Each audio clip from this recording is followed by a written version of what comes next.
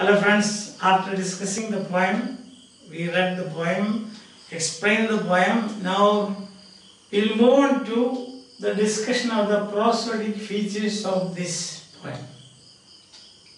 Poetic devices used by the poet is actually, when you go through 15 lines, he has used a variety of poetic devices. The form of the poem itself is a French form, a 15-line poem. For example, you have got, let's call it rondeau. Rondeau.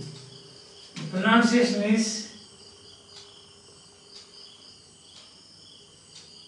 rondeau. This is how it is pronounced. Rondeau. Rondeau. Rondeau. It's a 15-line poem. It consists of a poem of 15 lines consisting of a quintet, 5 lines. Quintet means 5 lines plus sestet, 6 lines, and then a quatrain. So 6 plus 5, 11 plus 4, 15. Poem of 15 lines, and the lines 9 and 15 are short. You can see the line number 9 is, the wild tree trembles and thrills. Compare the other lines when you see this very short now. And 15 also short. And the laburnum subsides to empty.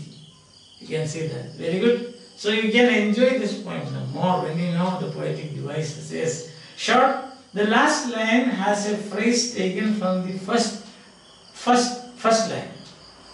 The last line, because first line you have laburnum, last line also you have laburnum. So far it is alright. But a true rondeau should be rhyming. The rhyme scheme ought to be A, B, B, A, and this R is a refrain. But that you don't find here. Except this, there is no rhyme scheme at all. It's free, written in free verse. So that may be an experiment made by Hughes. He can make experiments. He's a great poet. He's a poet laureate. He was a poet laureate. Yes. So otherwise, it has all the qualities of a rondeau, that is a French form. We have got, we have got a sonnet, we have got quatrains, we have got then the lyric, different types.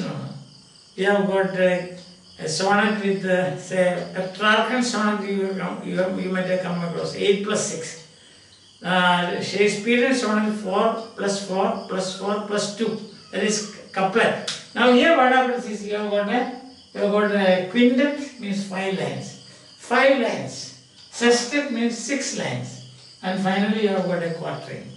Otherwise, it is minus this rhyming scheme.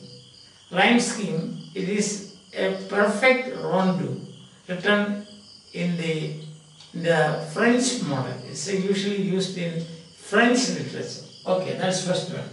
Figures of speech. You can see now metaphor. The laburnum top. The laburnum top is a metaphor for the nest. The nest and the nestlings. Nest, nestlings and the mother. That is the laburnum top. And then you have got machine. Machine is again the nest. Engine. And engine is the laburnum top. Isn't it? Laburnum, the branches there. The thickness, that is the engine. So, instead of saying that the laburnum top is like, it is a compressed simile. A compressed simile is a metaphor. Like for example, your face is like the moon is simile.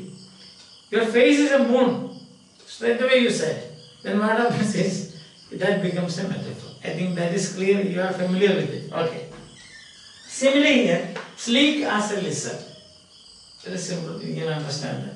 Personification, that is qualities of humans attributed to trees and even non-living things. Here what happens is, the laburnum is silent, quiet, still. These are qualities that you usually associate with humans. He is silent, he is quiet, he is still. You say like that. The laburnum subsides to empty. That means reverses its position, empty. So that also you say about humans, not not usually used with the trees. So these are qualities that you are attributed. Human qualities are attributed to a tree, and therefore that is personification. Onomatopoeia, full of, you can say almost, a good number of words. Example, twitching, chirp, chattering, tremor of wings, trembles, thrills, whistle, whisperings. That is sound, and the sound of the word and the meaning of the word they are saying. Or when the word imitates the sound, that is onomatopoeia. Imitation of sound. When you say whisper, whistle, the word imitates the sound. That is onomatopoeia. Transferred epithet.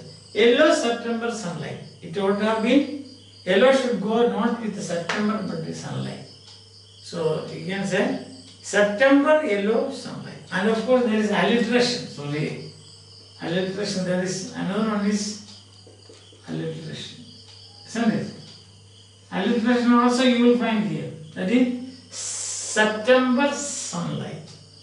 Repetition of consonants. September sunlight. S. Repetition of consonants in two or more words. Here we have got it two or more words. So therefore, these are the poetic devices used. If you know this, what happens is that you can enjoy the piece in a much better way. That's the thing. So I think that these terms are known to you. Rondeau, then you have got figures of speech, and you have onomatopoeia, transferred. Transferred epithet means, as I told you, actually it should go, yellow should go with sunlight. Instead, yellow goes with the September. That is transferring. The epithet means adjective. The adjective is transferred from its proper place. The proper place is yellow sunlight. Instead we say yellow September sunlight. Understand? And September sunlight is alliteration. So what more you want? In 15 lines, he has brought in many poetic devices. And we say, what is in criticism, we say this is defamiliarization. Is a simple event. So there is a tree, a bird, there is a nest, bird comes, gives food, then goes away. So this is a simple event, a single event. Now that has been defamiliarized, you say. Understand? So the word is technically, you say about this, defamiliarized. So defamiliarized. Defamiliarization. That means making something strange, that's all. So the poets always do like this. Simple things they take and make it strange so that you are attracted to it. You are, suppose it is written like that. So there is a Laburnum tree. There at top of that branches there is a nest. In the nest there are nestlings. And the mother bird comes, the goldfinch comes and gives food and then goes. What is it? So you are not attracted to yourself, but you put like this. In this way, the poem or the work of art becomes very attractive, and that is in another way you can say defamiliarization.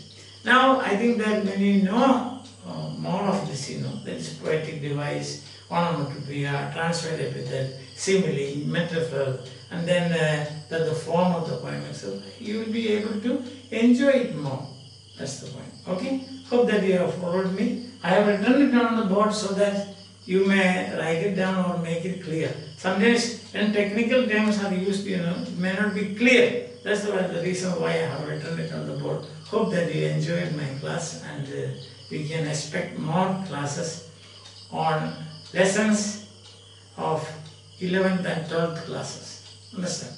And also I would like to invite your attention to my grammar tutorials. Now it's about 200 plus classes I have taken on grammar, English grammar. A simple explanation with plenty of exercises. You can go through them if you want, if you get time, and if you think that it is useful, definitely you should share it with your other friends also. Hope that everything is fine. Take care. Have a nice time. Enjoy yourself.